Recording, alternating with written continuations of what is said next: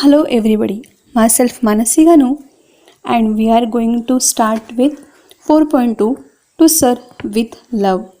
In our previous video about the same lesson, we discussed about the writer, about the theme and summary of the novel.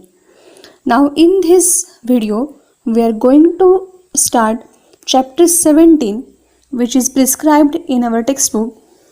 There are total 22 chapters of the novel, and whatever we have learned earlier about the harassment by the students of the teacher, and now later on he is friendly with them, he is trying to develop them, he is trying to help them to get the progress, to be successful. And so we are going to continue with page number 181, chapter 17. That was the day of half-yearly report of the Students' Council, which was on November 15th, and that was very important day of Greenslade School. Narrator had heard about this day on various occasions, and he was very excited because it was his first time to face that day. Everything was arranged and presented and controlled by students, and narrator was very excited to watch the performance of his students. He had observed and he had made sure that everything will be smooth manner.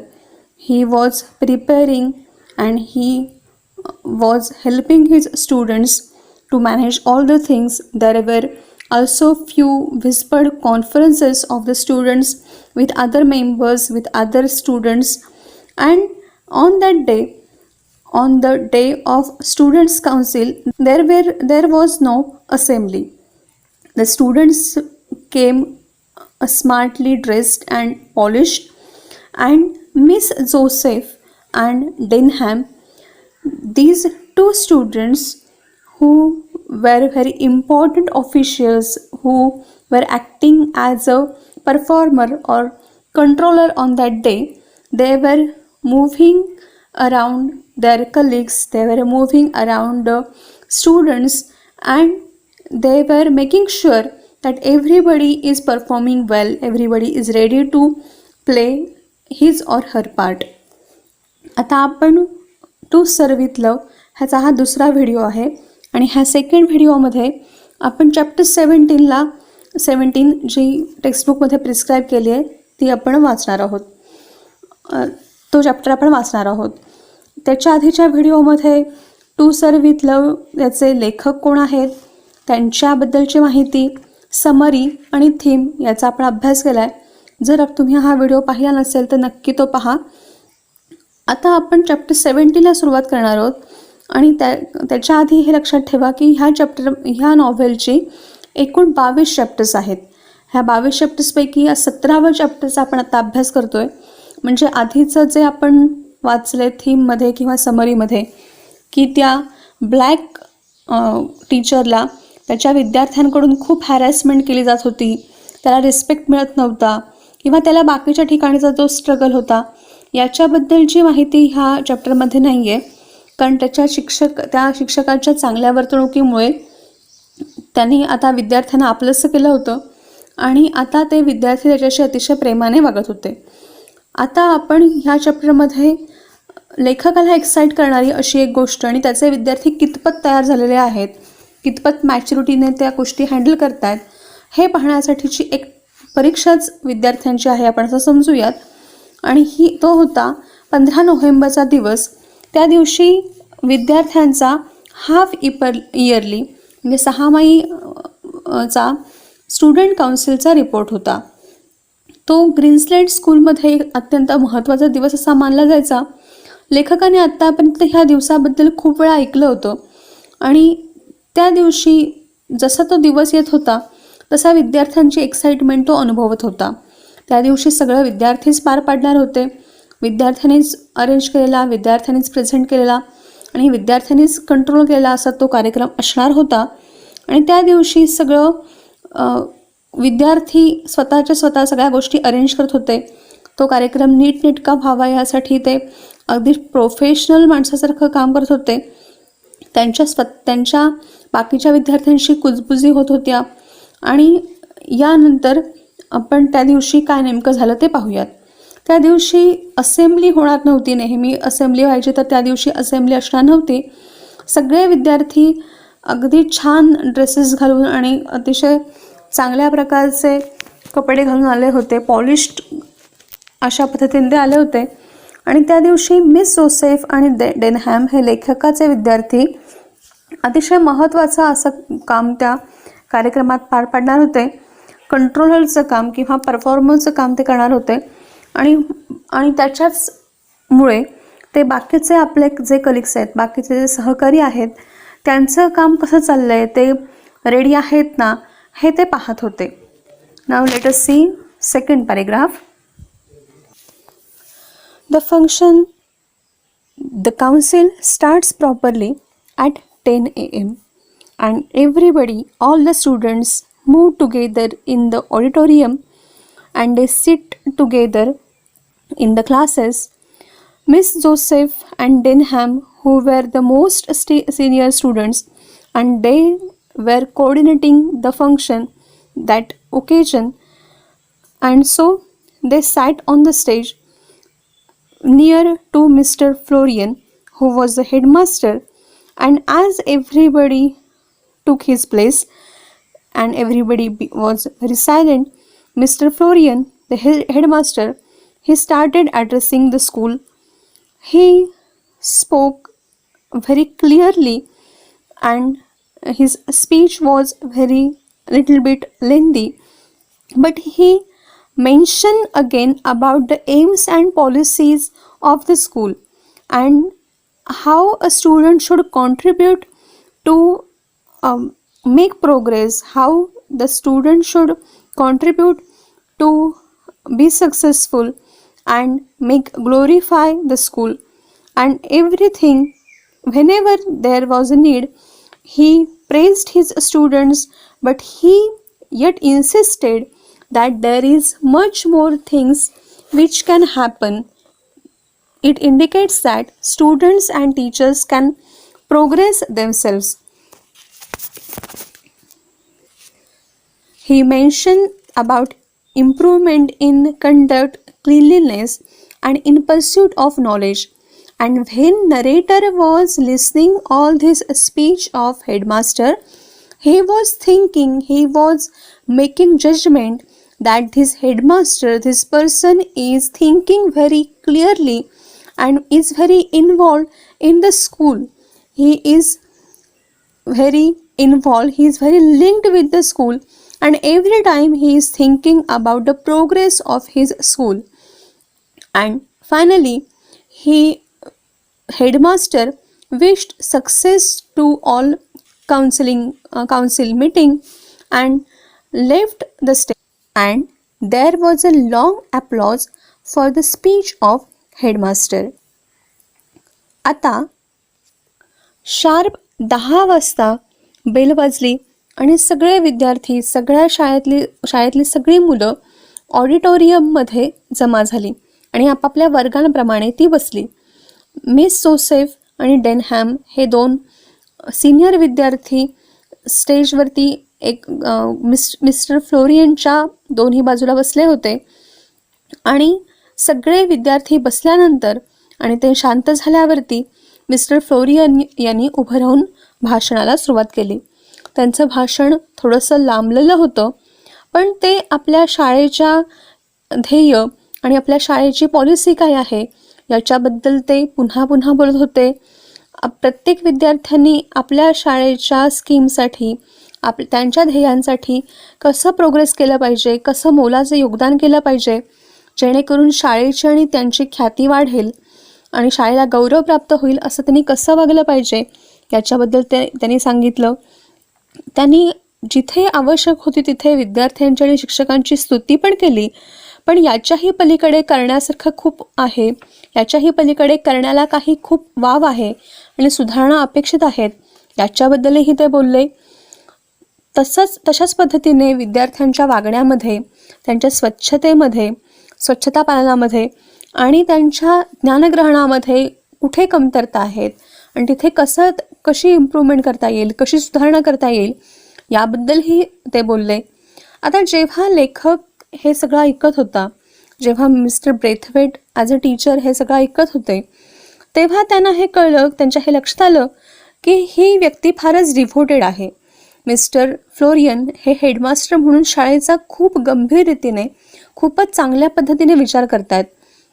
त्यांच्या रिमार्क्सवरून हे स्पष्ट होत होतं की ते शाळेमध्ये किती गुंतलेत आणि ते प्रत्येक गोष्टीमध्ये शाळेचा आणि विद्यार्थ्यांचा आणि शिक्षकांचा किती खोलवर विचार करतात आणि शाळेच्या विकासासाठी ते किती प्रयत्नशील आहेत, हे लेखकाला त्या ब्रेथवेट यांना कळलं होतं.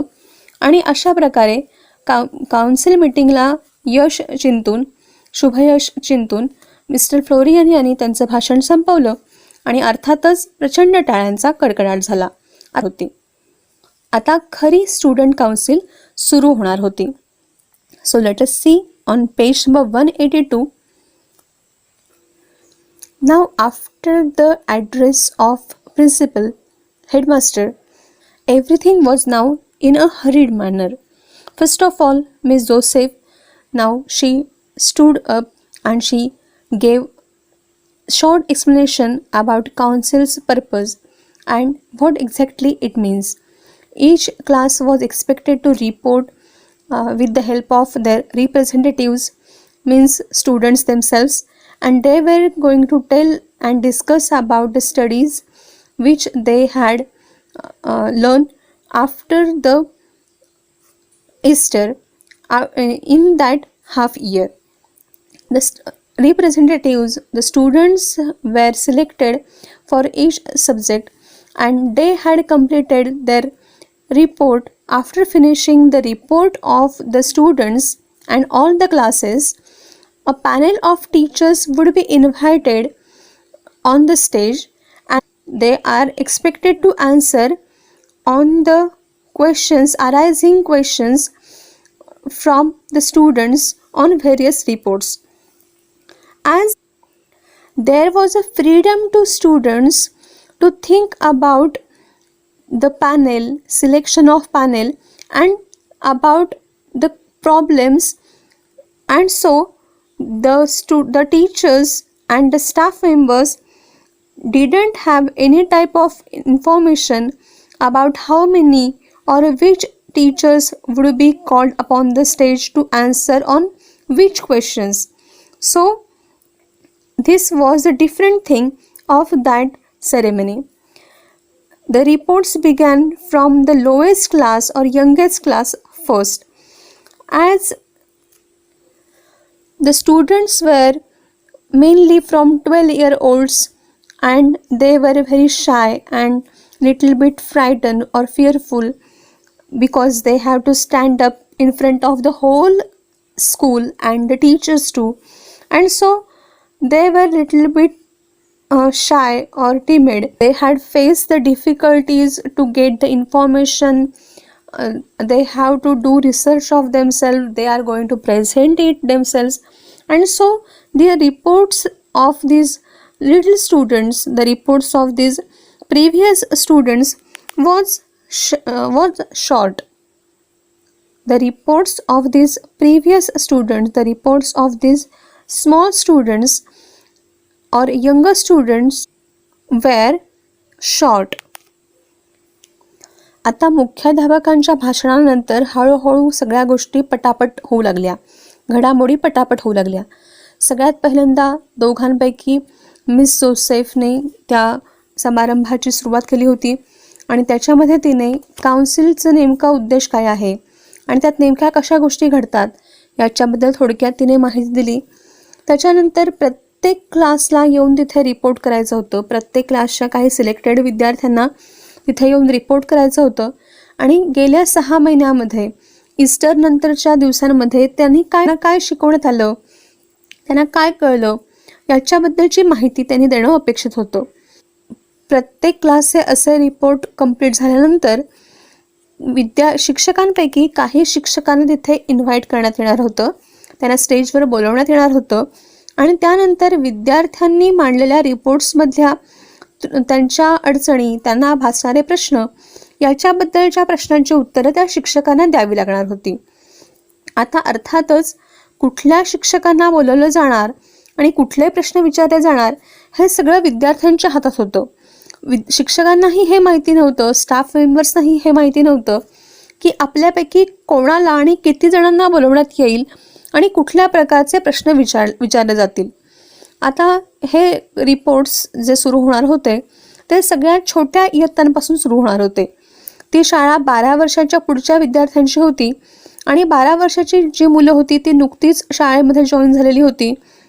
त्याच्यापैकी बरीच जणं घाबरलेली, थोडीशी शाय अशी होती, लाजाळू अशा स्वभावाची होती आणि सगळ्यात पहिल्यांदा अशा शाळेच्या अख्ख्या शाळेतल्या विद्यार्थ्यांच्या समोर आणि शिक्षकांच्या समोर पहिल्यांदाच उभी राहणार होती.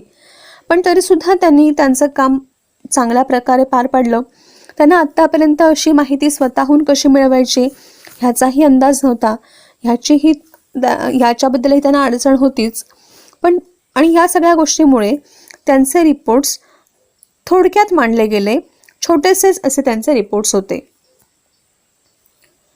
One by one the representatives of each class were presenting their reports and there was a development.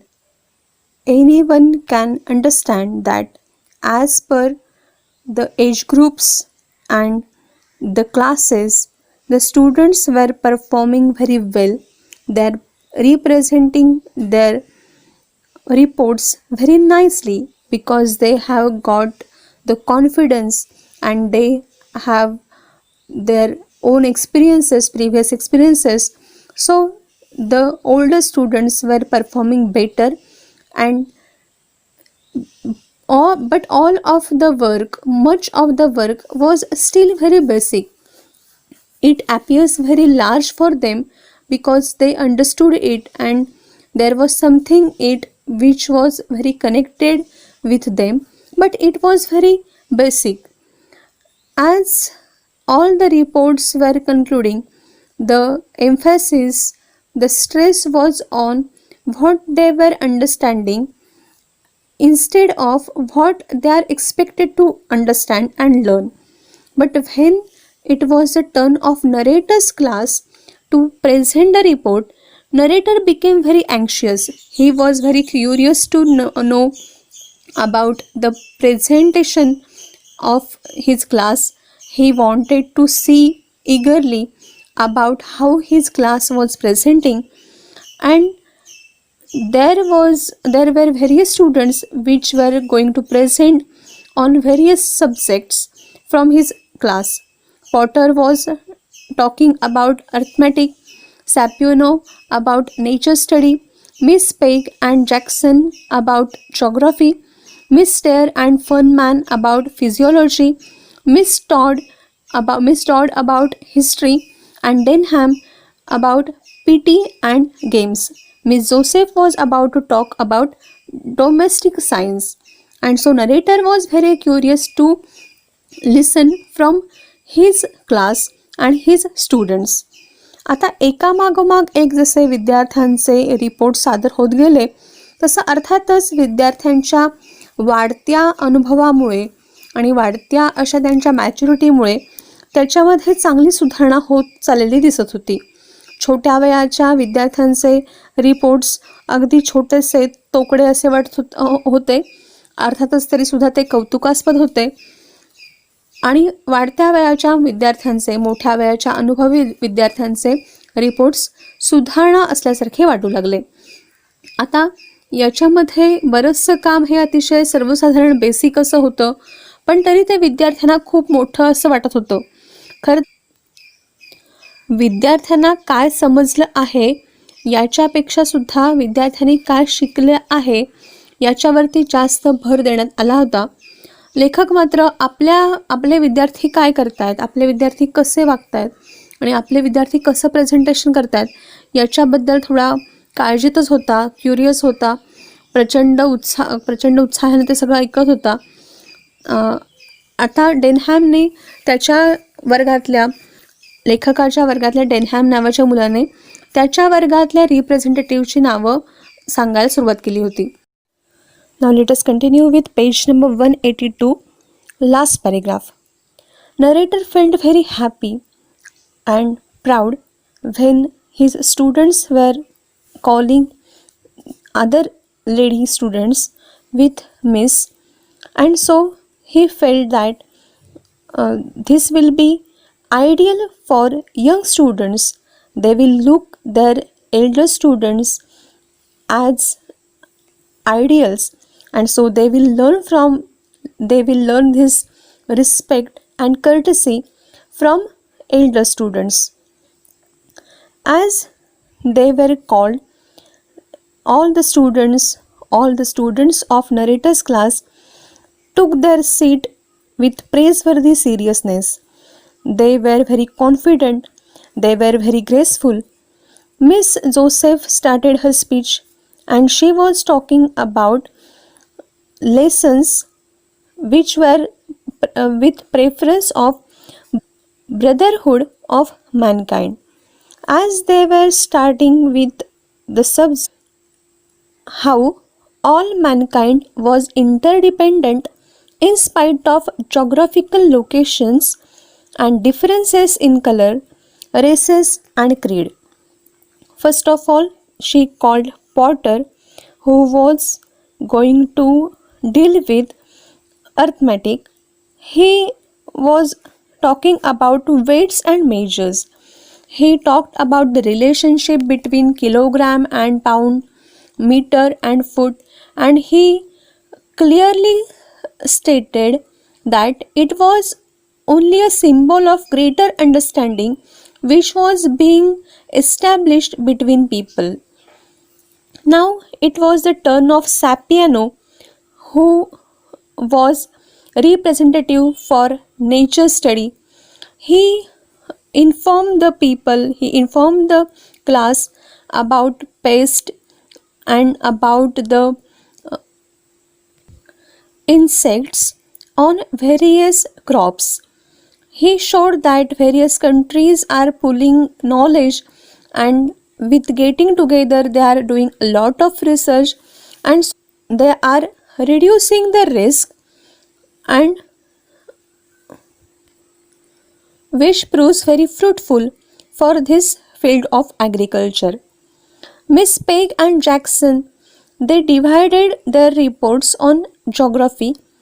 Jackson spoke first on the distribution of mineral deposits and vegetable produce over the earth's surface, and how each and every country is dependent on other country because every country lacks something, and how it is very important to interchange and interdepend on others.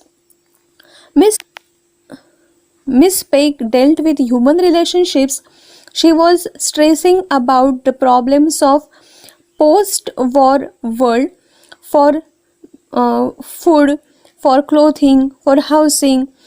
She mentioned about various peoples and their very difficult situations, very difficult problems, that many people are living as refugees, they are unwanted people, and so on. She stated the problems of people on this background of Second World War.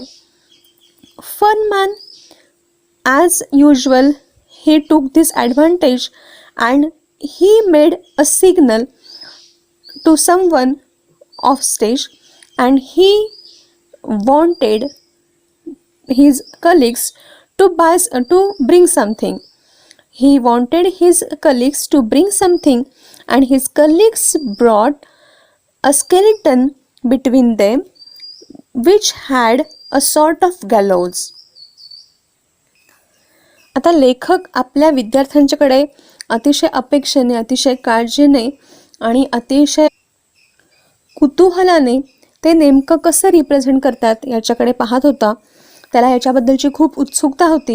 त्याच्या विद्यार्थ्यांनी सर्वप्रथम डेनहॅमने address करताना, senior गर्ल्सना, त्याच्या कलिग्सना address करताना miss ही term वापरली आणि त्याच्यामुळे लेखकाला अतिशय आनंद झाला. हे कर्टसी वापरल्याबद्दल, अशा प्रकारे मॅनर्सने तो वागल्याबद्दल आणि अशा प्रकारचं उदाहरण त्याने आपल्यापेक्षा लहान असलेल्या मित्रांपर्यंत पोहोचवल्याबद्दल, आपल्यापेक्षा लहान असलेल्या विद्यार्थ्यांपर्यंत पोहोचवल्याबद्दल लेखकाला त्याचा फार आनंद झाला. हेच सगळे मूल्य त्यांच्यापर्यंत पोहोचवू इच्छित होता. आता ह्या सगळ्या मुलांची जशी जशी नावं घेतली गेली तशा तशा क्रमाने ती मुलं अतिशय सिरियसली आणि अतिशय कौतुकास्पद पद्धतीने तिथे जाऊन बसली. त्यांनी आपापले स्थान स्वीकारलं. मिस जोसेफने सगळ्यात पहिल्यांदा एक छोटंसं भाषण दिलं आणि तिने पूर्ण वर्गामध्ये, पूर्ण क्लास आपला किंवा आपले सगळे कलिग्स कशाबद्दल बोलणार आहेत ह्याच्याबद्दल सांगितलं. तिने सांगितलं की त्यांचे सगळे पाठ हे ब्रदरहूड ऑफ मॅनकाइंड म्हणजे माणसातलं बंधुत्व याच्याबद्दलचे त्यांचे सगळे पाठ होते, त्या प्रेफरन्सचे त्यांचे सगळे पाठ होते आणि तशा प्रकारचे पाठ, तशा प्रकारची मूल्य त्यांच्या वेगवेगळ्या विषयांमधून कशी प्रदर्शित झाली याच्याबद्दल बोलण्यासाठी तिने आपल्या मित्रांना पाचारण केलं. तिने सर्वप्रथम पॉटरला बोलवलं. पॉटर अर्थमॅटिकबद्दल बोलणार होता, गणिताबद्दल बोलणार होता आणि ते बोलताना त्याने वजन आणि माप याच्याबद्दल बोलायला सुरुवात केली.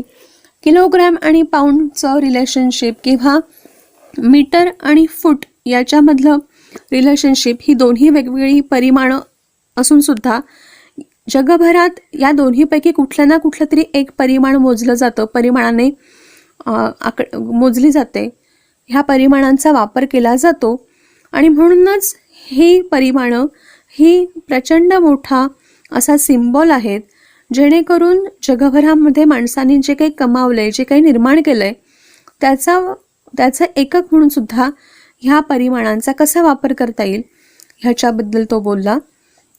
सॅपियानो जो नेचर स्टडीबद्दल बोलणार होता त्याने वेगवेगळ्या पिकांवरती कुठल्या कुठल्या प्रकारच्या अळ्या पडतात किंवा वेगळ्या प्रकारचे कुठले कुठले कीटक असतात याच्याबद्दल तो बोलला आणि तो असं म्हणाला की वेगवेगळ्या देशांमध्ये याच्याबद्दलचं संशोधन केलं जातंय. ह्या अळ्या कशा नाहीशा करता येतील याच्याबद्दलचा शोध घेतला जातोय, त्यांच्याबद्दलचा अभ्यास केला जातोय आणि अशा प्रकारे त्यांचा अभ्यास करून ह्या पिकांवरती पडणाऱ्या अळ्यांचा नाश कसा करता येईल याच्याबद्दल कसं चांगलं संशोधन सुरू आहे आणि ते कसं चांगलं वाढीस लागतं आहे, ते कसं परिणामकारक ठरतंय याच्याबद्दलची माहिती त्याने सांगितली. मिस पेग आणि जॅक्सन ह्या दोघांनी जॉग्राफीबद्दल ते दोघेही बोलणार होते आणि जॅक्सन सगळ्यात पहिल्यांदा बोलायला उठला. जॅक्सनने वेगवेगळ्या देशामध्ये मिनरलचं म्हणजे खनिजांचे साठे आणि व्हेजिटेबल प्रोड्यूस म्हणजे वेगवेगळ्या भाज्यांची, फळांची निर्मिती किंवा अन्नधान्याची निर्मिती याच्याबद्दल त्याने बोलायला सुरुवात केली. उत्पादनाच्या वितरणाबद्दल त्याने बोलायला सुरुवात केली आणि त्याने असं स्पष्ट केलं की एखाद्या देशामध्ये एखादं उत्पादन किंवा एखादं खनिज भरपूर मोठ्या प्रमाणात उपलब्ध असलं तरी दुसऱ्या कुठल्या तरी गोष्टीची कमतरता त्या देशाला असते आणि म्हणूनच सगळी राष्ट्र कुठल्या ना कुठल्या तरी गोष्टीसाठी एकमेकांच्यावरती अवलंबून असतात आणि अशा प्रकारच्या वस्तूंचं दळणवळण, अशा प्रकारच्या वस्तूंचं एकमेकांच्याकडून अशा वस्तू घेणं, इंटरचेंज, ह्या गोष्टी अपरिहार्य आहेत याच्याबद्दलचं मत त्याने सांगितलं. आता मिस पेग ही जॉग्रफीबद्दलच बोलणार होती आणि तिने माणसांचे परस्पर संबंध, दुसऱ्या महायुद्धानंतरचे माणसांना भेडसावणारे त्रासदायक असे मुद्दे, त्याच्यामध्ये माणसांच्या अन्नपाण्याची वाताहत, त्यांना राहण्यासाठी न मिळणारा आसरा, अशा प्रकारचे मुद्दे तिने मांडले आणि त्याच्याबरोबरीनेच ह्या दुसऱ्या महायुद्धामध्ये कितीतरी लोकांना, हजारो लोकांना कसं बेघर व्हावं लागलं, कुठेतरी त्यांना असुरक्षितपणे कसं राहावं लागलं याच्याबद्दल ती बोलत होती. आणि याच्याच बरोबरीने युनिसेफने केले गेलेले एफर्ट्स, युनिसेफने केलेले प्रोग्रॅम्स याच्याबद्दलही ती बोलली. आता सगळ्यात महत्त्वाचं त्याच्यामधलं भाषण होतं ते म्हणजे फनमॅन याचं, कारण ते सगळ्यात प्रभावी ठरलं होतं. त्याने एक वेगळीच पद्धत वापरली. त्याने आपल्या 2 मित्रांना बोलवलं आणि वेल्श आणि ॲलिसन हे दोघे एक हाडांचा सांगाडा घेऊन, एक सापळा घेऊन त्याच्यासमोर उभे होते. तो सांगाडा एखाद्या फाशीला होता. फाशीला स्तंभासारख्या दिसणाऱ्या एका लाकडी खांबाला तो हाडांचा सांगाडा जोडला होता. गॅलोज म्हणजे वुडन फ्रेमवर्क, जी फाशी देण्यासाठी वापरली जायची.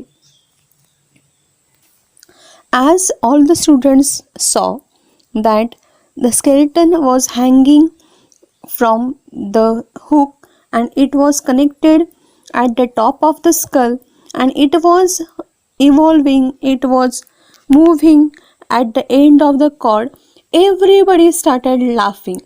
There was a loud and confused noise of that laughter, but when it all stopped at that time, Furman began to speak. He was very dramatic, with a dramatic angle, and precisely, clearly, he started his report. He started his address. First of all, he told all of the students that it was a female skeleton, and this only thing can be proved easily. But he said that he clearly mentions that any of them can't state this clearly, or anyone cannot give any type of assurance about if that lady was Chinese, French, German or Greek. With only a skeleton, one can't easily tell. With only outer appearance of a skeleton, one cannot easily tell about the state of that person. Even it is difficult to tell about the race of that person. And finally, he concluded that all people are same, all the people were same. The trimming might be different, but foundations are same. And this was outstanding performance, outstanding report or address by Furman. Everyone was totally awestruck and impressed because of this conclusion and report. But another report of Miss Dare, which was about the same subject, physiology, it proved anticlimax. She also realized the same. She wanted to talk about, she spoke about the problems about all humanity is facing in terms of sickness and diseases, and the advantages which are gained by interchanging knowledge, advice and assistance. But it was not that much impressive. आता जेव्हा फनमनने त्या 2 मित्रांना एक हाडांचा सांगाडा आणायला सांगितलं आणि तो एका फाशी देण्याच्या लाकडी अशा चौकटीला अडकवलेला होता, तो त्याला कसा अडकवलेला होता आणि तो कसा फिरत होता, याच्यामुळे हे पाहिल्यावरच पूर्ण शाळेमध्ये हशा पिकला. सगळे मोठ्या मोठ्याने खदा आणि कन्फ्यूज अशा अवस्थेमध्ये हसू लागले. पण जसा तो हशा ओसरला त्याच्यानंतर मात्र फर्मनने अतिशय नाट्यात्मक पद्धतीने आणि स्पष्टपणे अतिशय थोडक्यामध्ये त्याने आपला रिपोर्ट मांडायला सुरुवात केली. अतिशय शांतपणे त्याने सांगितलं की तो हाडांचा सांगाडा, तो स्केल्टन एका स्त्रीचा आहे आणि ही एकमेव गोष्ट सहजपणे सिद्ध करता येते. आता ह्याच्या पलीकडे ती स्त्री एक चायनीज आहे, फ्रेंच आहे, जर्मन आहे की ग्रीक आहे याच्याबद्दल काही स्पष्टपणे सांगता येत नाही, किंवा ती ब्राऊन आहे, व्हाईट आहे की दोन्हीचं मिक्सचर आहे, म्हणजे ती कुठल्या वंशाची आहे हेही काही असंच नुसतं स्केलेटनकडे बघून सांगता येणार नाही. आणि म्हणूनच त्याने सांगितलं की सगळ्यांनी हे लक्षात ठेवायला पाहिजे. क्लासने असं कन्क्लुजन काढलं की सगळी माणसं सारखी आहेत, त्यांचं त्यांचं ट्रिमिंग सारखं आहे, त्यांचं फाउंडेशन सारखं आहे, त्यांची शरीररचना सारखी आहे आणि ते सगळ्या सारख्याच प्रकारचे आहेत. बाह्य त्यांचं आउटर ॲपिअरन्स जरी त्यांचा वेगवेगळा असला तरी ते सगळेच एकसारखेच आहेत. आता फर्मनचं हे त्याचं भाषण इतकं प्रभावशाली ठरलं की त्याने सगळी सभा लगेचच आपल्या बाजूने करून घेतली. तर त्याचं भाषण सगळ्या आत्तापर्यंतच्या रिपोर्ट्समध्ये अतिशय आउटस्टँडिंग ठरलं होतं. आता त्याच्यानंतर मिस डेअरचं जे भाषण होतं, जो रिपोर्ट होता, तो मात्र अगदी अँटी क्लायमॅक्स ठरला. तो मात्र तितकासा इम्प्रेसिव्ह झाला नाही. त्याच्या परफॉर्मन्स नंतर तिचं भाषण तितकंसं चांगलं झालं नाही. तर तिलाही जाणवलं. तिने मानवतेवरती आलेली संकटं त्याच्याबद्दल बोलायला तिने सुरुवात केली होती. वेगवेगळ्या प्रकारचे आजार, वेगवेगळ्या प्रकारचे सिकनेस आणि याच्यामध्ये ज्ञानाचं आदानप्रदान, माहितीचं आदानप्रदान याच्याबद्दल ती बोलली. पण तिचं भाषण काही तितकंसं इम्प्रेसिव्ह नव्हतं. Now see on page number 183, last paragraph. Now it was turn of Miss Dodd, who was about to deal with history. She told the students about they had studied the Reformation in England and how they learn about struggle of men of interdependent spirit, how they learn that how English people learn to break their established religious tradition, how they came out from the religious views and how they started to accept their opinions and beliefs and cultures of others on the basis of science and on other things, and now very common interest in trying to study and understand those cultures. Now Denham's report was also quite impressive, a bit of shock to the others. He severely criticized on the pattern of PT and games. He gave importance on limitation of space about it and effect of that limitation on other game activities. He complained that PT, which was compulsory for all of them, that was not properly planned and it was useless. That routine lacked variety, it was monotonous, and there were no advantages of PT according to him. Other types of games were very interesting and better for him. He was indicating them that they should cheer him loudly, and students also cheered him, and they were of the same opinion. And when finally reports were over, Denham called 2 children randomly from the audience and asked them to write the names of teachers, including the head, on the slip of paper to ask them for queries. आता miss dot ही हिस्ट्रीबद्दल बोलणार होती आणि तेव्हाच्या काळामधल्या इंग्लंडमध्ये जे प्रचंड बदल सुरू होते त्या इतिहासाबद्दल ती बोलत होती.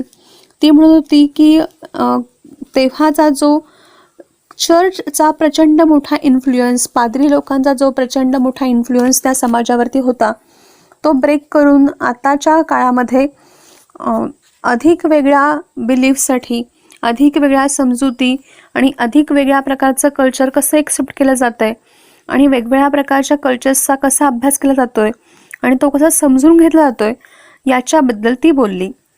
आता डेनहॅमने जो रिपोर्ट दिला तो मात्र धक्कादायकच होता. त्याने प्रचंड मोठ्या प्रमाणामध्ये PT आणि बाकीच्या गेम्सवरती टीका करायला सुरुवात केली आणि त्याच्यामधला सिरियसली तो PT बोलत असताना PT कसा वेळ वाया जातो आणि त्याच्यामुळे तो PTचा कार्यक्रम कसा प्लॅन केलेला नाही आहे आणि तो कसा पॉइंटलेस आहे आणि त्याच्याबरोबरीने तो कसा कंटाळवाणा आहे याच्याबद्दल तो बोलत होता. तो असं स्पष्टपणे म्हणत होता की ह्याच्यामध्ये PT सारख्या गोष्टी करून काहीच त्याचा फायदा नाही आहे. ह्याच्यापेक्षा एखादा गेम खेळणं एखादा स्पोर्ट्स खेळणं हे कधीही चांगलं असेल. आणि अशाच प्रकारे ते असं बोलत असताना बाकीच्या विद्यार्थ्यांनी सुद्धा याच्याबद्दल आवाज उठवावा याच्याबद्दल त्यांना तो मार्गदर्शन करत होता. आणि अर्थातच अशा अपेक्षा तो करत होता. आणि अर्थातच विद्यार्थ्यांनी सुद्धा याला होकार भरला, याला दुजोरा दिला. डेनहॅमने त्या ऑडियन्समधून, त्या प्रेक्षकांमधून सहजपणे कुठल्या तरी 2 विद्यार्थ्यांना रँडमली बोलवलं आणि त्यांना डेनहॅमने प्रोग्राम संपल्यानंतर, रिपोर्ट्सचा कार्यक्रम संपल्यानंतर ऑडियन्समधल्या, प्रेक्षकांमधल्या 2 विद्यार्थ्यांना बोलवलं, रँडमली 2 विद्यार्थ्यांना बोलवलं आणि त्यांना अपेक्षित असलेल्या शिक्षकांची नावं लिहायला सांगितली. त्याच्यामध्ये हेडचा म्हणजे हेडमास्टरांचा सुद्धा समावेश असू शकणार होता. Now let us continue with page number 184 and very important episode from this novel. Now as the slips were collected, as the opinions of 2 students were collected, and the names of teacher were written on that paper, they were juggled and one by one they were withdrawn. The names were Mr. Weston, Mrs. Dale Evans, Miss Phillips Denham, and Miss Joseph. These were the names of teachers who were called upon the stage. These teachers were called to give the answers of the questions of the students. So these teachers took their seats and other students who were on the stage, they took their places back. Mr. Weston was a big and untidy person who sat between 2 women. Now the questions began and narrator was very curious to see what will happen, but it was an experience which he was unable to forget easily. The questions were mostly from 2 top classes, mostly from the classes of elder students, and because maybe the younger students were very shy, or they even cannot ask their questions properly, and so they were not informed how to frame their questions properly. But the teachers didn't have any type of idea of what they will be asked. They don't know about the questions, and so they were stammering. They were feeling very difficult to answer the questions of the students, and it was a very difficult stage for teachers that they couldn't answer the questions of students in front of the whole school. And it was very surprising for the teacher, for the narrator too. There was a lady who was very showy, and narrator had made an opinion that she seems brainless. That was Miss Euphemia Phillips, but she proved very well and very best informed among all the people, all the teachers. She discussed the questions, she discussed the answers with brilliance and grace and authority too. She interrupted and helped other teachers without embarrassment or any kind of discomfort. Without discomforting other teachers, she helped them. Now Mr. Weston, who was earlier mentioned as he was big and bushily untidy teacher, he had a very ridiculous figure. He couldn't answer the questions of Denham's criticism. One man who was very clever and skillful student, he couldn't even answer Fernand's questions, and he found that Mr. Weston became very surprised and confused, and he tried to protest loudly because he felt displeasure or annoyed. Though he was responsible for PT exercises, he couldn't even support that PT exercises. Mr. Weston Mr. Weston couldn't even answer the questions related with PT exercises because he was responsible for him. He was the concerned person for that. But he even couldn't support it. He even couldn't explain it nicely to the students. Denham, who was a nice trainer, Denham, who was a nice boxer and blunt critic, he insisted on the same point that if PT sessions are not daily, it will not be helpful. Sessions which are twice weekly only for 20 minutes is only a waste of time. But Miss Philip, who was insisting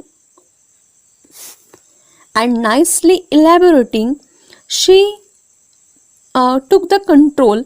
She helped Mr. Weston and she promptly told the students that school had school which have every subject including PT and games.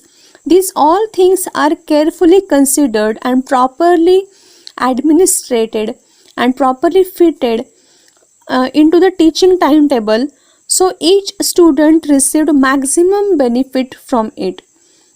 As the school as the school which has limited facilities, it should be considered that the greatest good for the greatest number, and so it would be beyond anyone's powers to please everybody.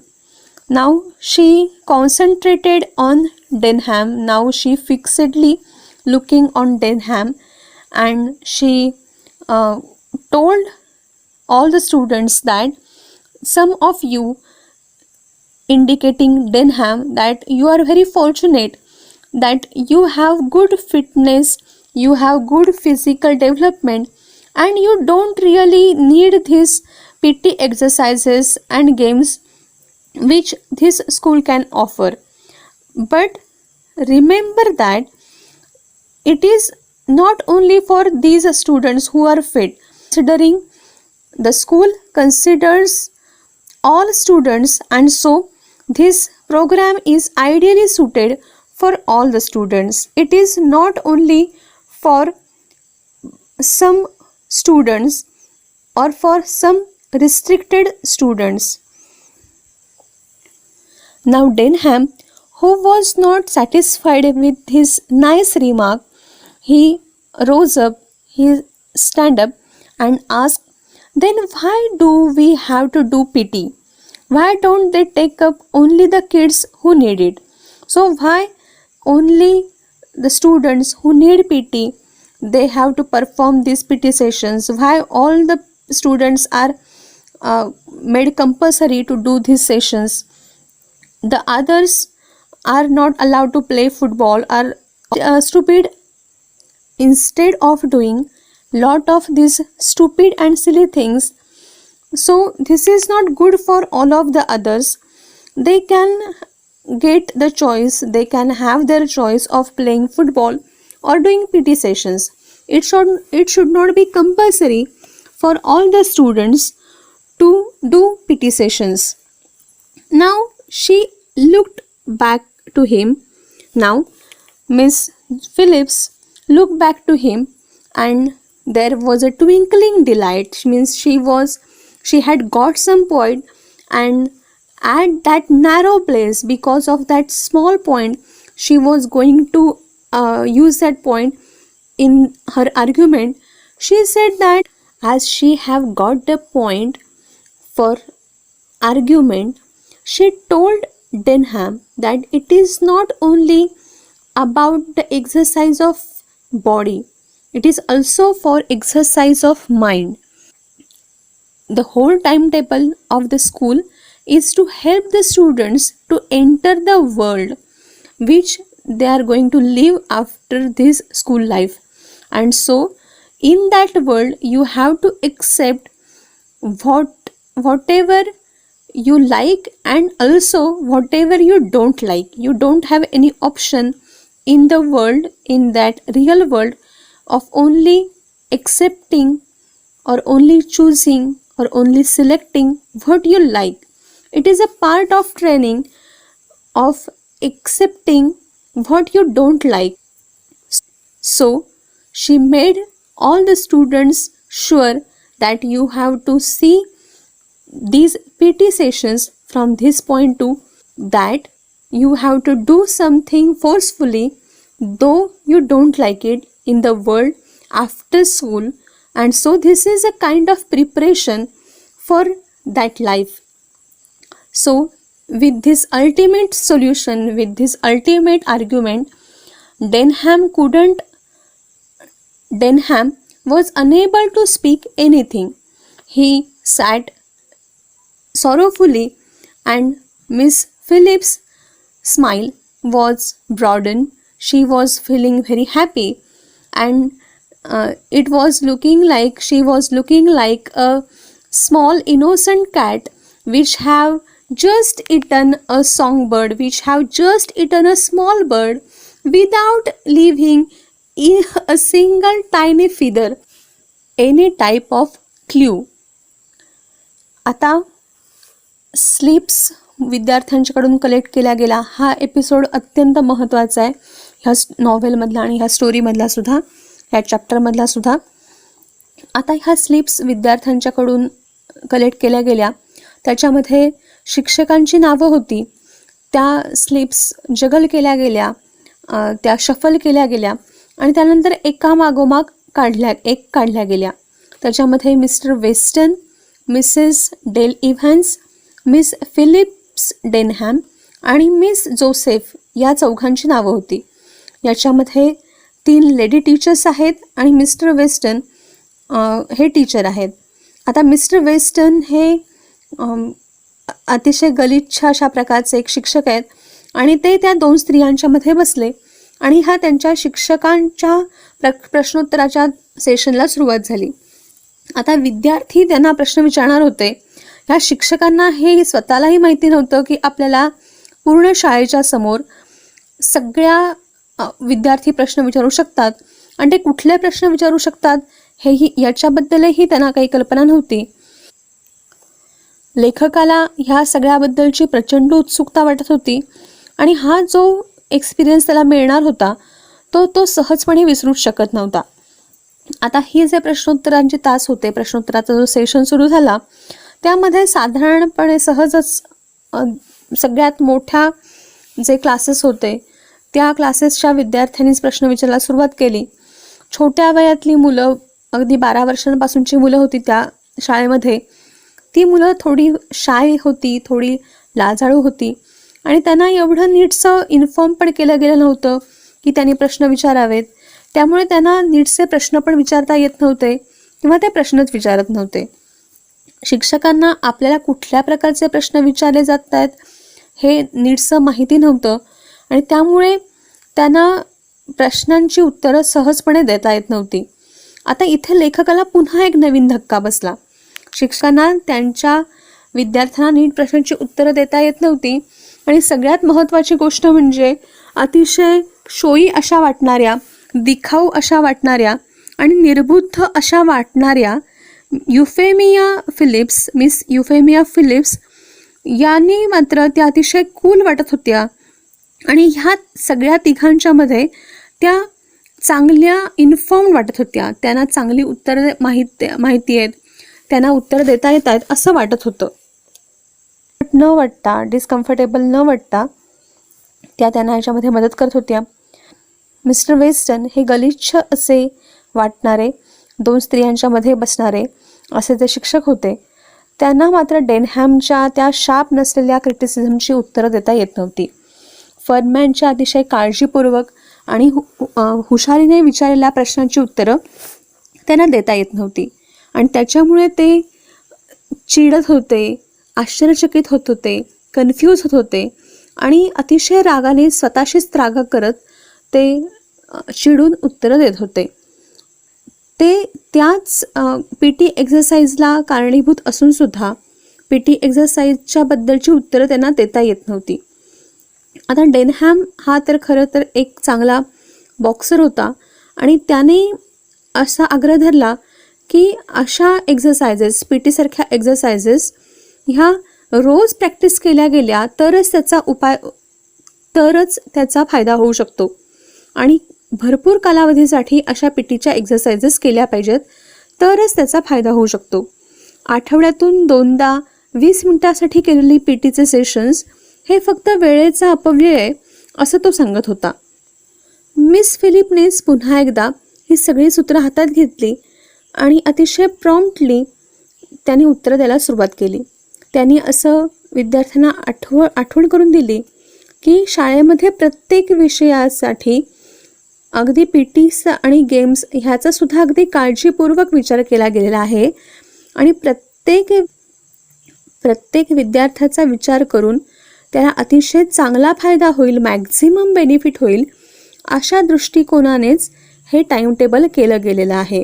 या शाळेची policies अशी आहे की जास्तीत जास्त विद्यार्थ्यांपर्यंत जास्तीत जास्त चांगल्या गोष्टी पोहोचवल्या गेल्या पाहिजेत आणि म्हणूनच फक्त काहीच विद्यार्थ्यांना आवडतं ह्याचा विचार न करता सगळ्यात चांगल्या गोष्टी सगळ्या चांगल्या विद्यार्थ्यांपर्यंत, जास्तीत जास्त विद्यार्थ्यांपर्यंत पोचवायचा त्या शाळेचा दृष्टिकोन आहे. आता डेनहॅमकडे बघून त्या असं म्हणाल्या की डेनहॅम तो फॉर्च्युनेट, काही असे विद्यार्थी आहेत की जे फॉर्च्युनेट आहेत आणि त्यांना खरोखरच अशा प्रकारच्या वेगळ्या एक्झरसाइजची गरज नाही आहे, पण तरीसुद्धा काही असे विद्यार्थी आहेत की त्यांना अशा प्रकारच्या एक्झरसाइजेसची गरज पडू शकते. आता ह्या सगळ्या गोष्टीवरती बोलणारा डेनहॅम नव्हता, ह्या सगळ्या एवढ्याच गोड शब्दांवरती भाळणारा तो नव्हता. त्याने पुढे त्यांना प्रश्न असा विचारला की मग आम्हाला तरी PT का करावं लागतं? काही विद्यार्थ्यांना ज्यांना PTची गरज नाही त्यांना तरी PT का करावं लागतं? आम्हाला अशा विद्यार्थ्यांना त्याच्याऐवजी फुटबॉल किंवा असे वेगळे गेम्स का खेळू दिले जात नाहीत? किंवा अशा विद्यार्थ्यांना ज्यांना PTची गरज आहे त्यांना वेगळं का काढलं जात नाही?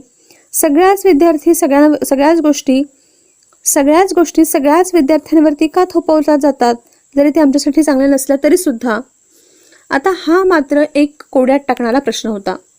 पण हा जेव्हा प्रश्न त्यांना विचारण्यात आला तेव्हा मिस फिलिपचे डोळे मात्र लकाकले. त्यांना त्यातून एखादा पॉईंट मिळाला असावा आणि एखादी तारेवरची कसरत करावी तशा प्रकारे त्यांनी आता नेमकेपणाने आणि पॉईंट मिळाल्यामुळे आनंदी डोळ्यांनी त्यांनी उत्तर सांगायला सुरुवात केली. त्या म्हणाल्या ही गोष्ट फक्त शरीराच्या एक्झरसाइजची नाही आहे. त्या असं म्हणाल्या की ही गोष्ट फक्त शरीराच्या एक्झरसाइजची नाही आहे, ही मनाच्या व्यायामाची सुद्धा गोष्ट आहे. त्या असं डेनहॅमला समजून सांगत होत्या. त्या म्हणाल्या की हे जे सगळं शाळेचं टाइम टेबल आहे ते विद्यार्थ्यांना शाळेच्या नंतर जगामध्ये प्रवेश करण्यासाठी आणि जगामध्ये जगण्यासाठी मदत करण्यासाठीचं टाइम टेबल आहे आणि म्हणूनच शाळेच्या नंतरच्या जगामध्ये तुम्हाला अशाही गोष्टी सांगितल्या जाऊ शकतात की ज्या गोष्टी तुम्हाला आवडत नाहीत आणि म्हणूनच ट्रेनिंगचा भाग म्हणून ह्या गोष्टी आम्ही इथे करून घेतो. आता अर्थातच त्या असं डेनहॅमला म्हणाल्या मला अशी खात्री आहे की तुला हा पॉईंट पटला असेल. शाळेनंतरच्या जगामध्ये जगताना ज्या गोष्टी आपल्याला पटत नाहीत तरी सुद्धा आपल्याला त्या कराव्या लागतात आणि म्हणून नकार पचवण्याची क्षमता असणे किंवा काही गोष्ट आपल्या मनाविरुद्ध करायला लागण्याची सवय असणे यासाठी अशा गोष्टी आम्ही शाळेमध्ये करून घेतो. अर्थातच या आर्ग्युमेंटवरती ह्या त्यांच्या युक्तिवादावरती आता डेनहॅम अगदी निरुत्तर झाला होता. त्याला आता काही बोलायला सुचतच नव्हतं आणि म्हणून त्याच्याकडे करण्यासारखं काहीच नव्हतं. तो अतिशय दुःखाने तसाच बसून राहिला, त्यांच्याकडे पाहत होता आणि मिस फिलिप्स मात्र अतिशय आनंदाने त्यांच्या चेहऱ्यावरचं हास्य झळकवत होत्या. एखाद्या दिसणाऱ्या इनोसंट दिसणाऱ्या एखाद्या मांजरीने जसं एखादा पक्षी मटकावून खाऊन टाकावा आणि त्याचं छोटंसंही पीस जसं शिल्लक ठेवू नये, तशा त्या छान खुशीत बसल्या होत्या. Narrator understood that though she looked not so impressive, though she looked very showy less, but she deal the students effectively and efficiently. And so with this the morning was ended, and the headmaster, he went on the stage, he closed the procedure, and he expressed his pride for the students' performances and appreciated their efforts. आणि अशा प्रकारे लेखकाला हे समजून चुकलं, लेखकाला हे लक्षात आलं की एखादी फार इम्प्रेसिव्ह नसणारी सुद्धा व्यक्ती किती चांगल्या प्रकारे तिचा क्लास हँडल करत असेल. सुरुवातीला त्यांच्या मनामध्ये, लेखकाच्या मनामध्ये मिस फिलिप्सबद्दल चुकीचे ग्रह होते की त्या शोई वाटतात, त्या दिखाऊ आहेत आणि ब्रेनलेस वाटत आहेत, त्या निर्बुद्ध असल्यासारख्या वाटतात आणि त्याच्यामुळे त्या काही फार इम्प्रेसिव्ह चांगल्या शिक्षिका असू शकतील असं वाटत नाही. पण त्या कशा चांगल्या पद्धतीने आपल्या विद्यार्थ्यांना हाताळत आहेत हे लेखकाला बघायला मिळालं. अर्थातच यानंतर मॉर्निंग सेशन संपला होता. हेडमास्टरनी स्टेजवरती जाऊन सगळे प्रोसिजर संपवली आणि आपल्या विद्यार्थ्यांच्याबद्दल अभिमान व्यक्त केला. त्यांचं खूप मनापासून कौतुकही केलं त्यांच्या प्रयत्नांबद्दल. आणि अशा प्रकारे लेखक यातून अनेक धडे शिकला होता. लेखक यातून हे शिकला होता दॅट वन नीड टू जज the people from their performances. One should not be prejudicial. One should make opinions from their experiences. And he also was able to teach his students very nicely, to help them very nicely. And so with this we learn chapter 17. In our next video we will learn this chapter from the point of view of questions, maybe from character and plot, settings, languages, etc. So see you in our next video. Until that, keep watching the videos, keep watching the channel. Don't forget to like, share and subscribe. Stay tuned. Thank you for watching.